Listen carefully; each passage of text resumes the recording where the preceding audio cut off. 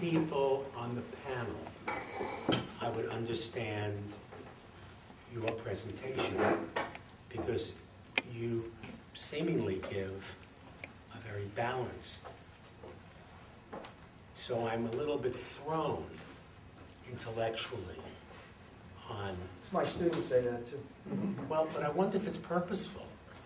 I mean, you sound so reasonable. You sound brilliantly reasonable, and if I were the CIA and the Department of Defense, I would hire you.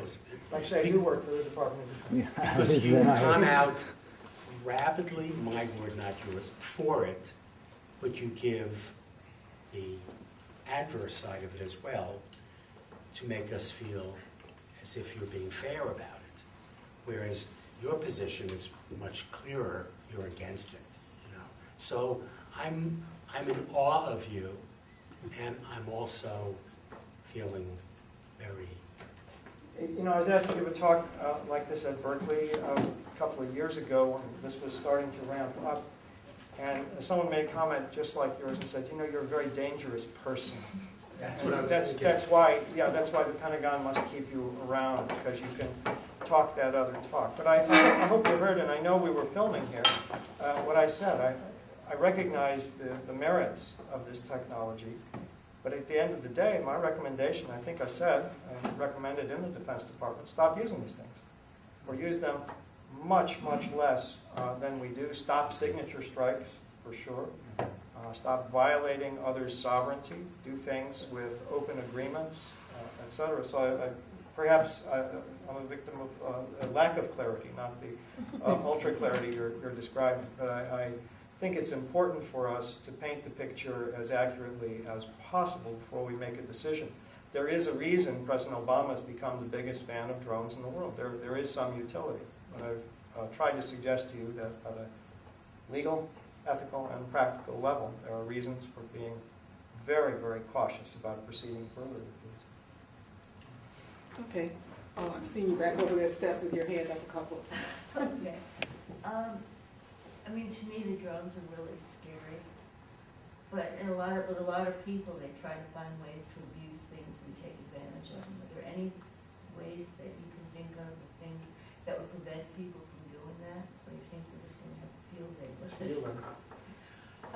So there's sort of two major issues that we need to think through with domestic use of drones. One is the government's usage, and then also private drone usage.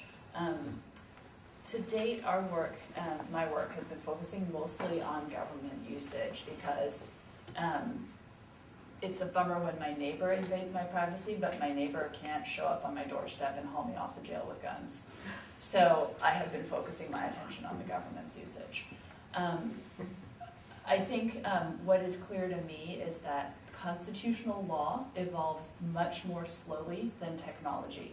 And therefore, it's essential to have statutes and ordinances in place to create a framework for using it before we deploy it. Because if you take the example, for instance, we can't rely on the Constitution to protect our privacy because it takes too long for that to get resolved. In the case of GPS tracking, the cops were using it for years and years, arguing it's no different than when I follow you about on the public street. I can stick it on your car. I don't need a warrant.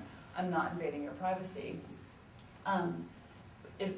This went on for years with privacy advocates saying, no, it's qualitatively different because of cost and surreptitiousness, and you collect this comprehensive picture, and so you should get a warrant. Eventually, the Supreme Court did resolve it in favor of the privacy side, but that was only after the device had been used for years. So the constitutional framework isn't enough because it catches up too slowly. It evolves far too slowly.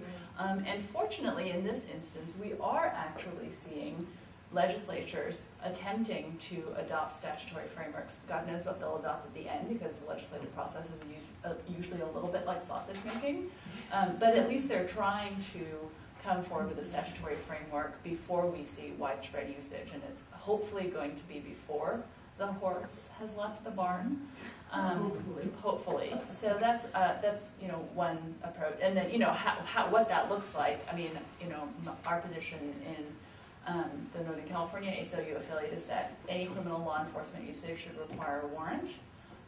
We would allow an emergency exception for immediate threat to health or safety, and very strict data retention and dissemination policies, because that's a huge loophole. Otherwise, you can have purely pretextual uses of drones. When it gets to private usage of drones, I think it is very complicated, because you have a different set of interests to balance. You have the privacy interests of the person who is about whom data is being gathered. In some instances, you have the constitutional First Amendment rights of the person operating the drone to photograph and record. It's a huge issue in all over the country, actually, because cops hate it when people record them, because they record all kinds of crazy bad things. And so, it's very common, actually, far too common, for people who are doing nothing but watching someone get arrested in some violent takedown, photographing it with their phone or what have you. It's very common for those people to get arrested for interfering with the police. And so, there are First Amendment arguments that if you're not actually physically interfering with the police from performing their duties, that you have a First Amendment right to record a public official, especially a police officer, discharging his duties on a public street. So if there's a political protest, I'd be really worried if the government were up there focusing it. I mean, having just sort of, just beginning to extricate myself from post-occupied litigation, where in the Bay Area we saw outrageous uses of force on political protesters in Oakland, at UC Berkeley with the batons, at UC Davis with pepper spray. Photographing the police is really important. And so if the cops are doing it, I'm not so happy. If the private individuals, citizen reporters are doing it, I think it's a really different thing. Yeah. Thanks, Tom. Yeah, well, John, you talked about advocating within the belly of the defense piece for a rational policy. Eliminating that includes fear, eliminating the signature strikes. So my question is, will that goal, and I agree with that goal, will that goal be enhanced or diminished by moving from the CIA to the Department of Defense, the whole drone business?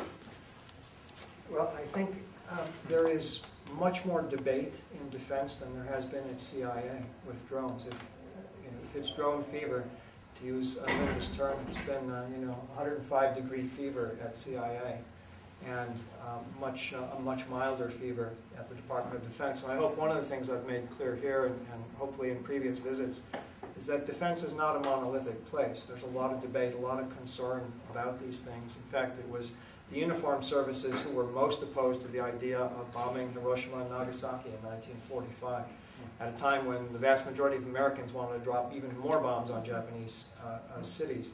So it's important to recognize the military is trying to be very circumspect about this. At the same time, you put your finger on a really important issue, which is that there is a little bit of a competition between CIA and the uniformed services right now. Who can be more muscular in their approach? And CIA has been tremendously, this is sort of an organizational story of why there's so much interest in this.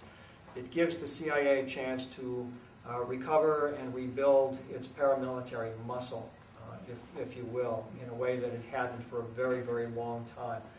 So now they can be very much a part of this, and quite often it's the ability to strike at all is on the basis, without going into sensitive areas, a lot of these strikes couldn't occur unless there was someone on the ground who would point at a particular building with a laser. So those are generally CIA, they call them assets, who are doing the targeting. So CIA has been tremendously enthusiastic. Some of us think over-enthusiastic about this. And I think it's a good thing that there will be greater defense involvement. If anything, simply because the Pentagon brings in lots of layers of bureaucracy and everything goes slower. But I think also because there is a view, and I'm not a lone voice in this, there are many of us who feel that drone fever has got to break, and that in fact it is not serving the national interest as being suggested, and that we have to avoid this rush to produce even more of these. By the way, in a real shooting war against an opponent who has some capability for air defense, drones go down like clay pigeons. okay? They're not the thing you want to bet the farm on. So to have an Air Force where you have more drone pilots than actual pilots in cockpits, oh boy, you could be in some real trouble. You know, if a young chubby fellow in North Korea actually decided to send his 1 million troops south, we'd be in a very, you know, we're doing this exercise over there right now with our handful of soldiers. Well, he's got 1 million, and Seoul is in artillery range on day one. We have a lot of, by the way, little drones over there, not going to make a difference.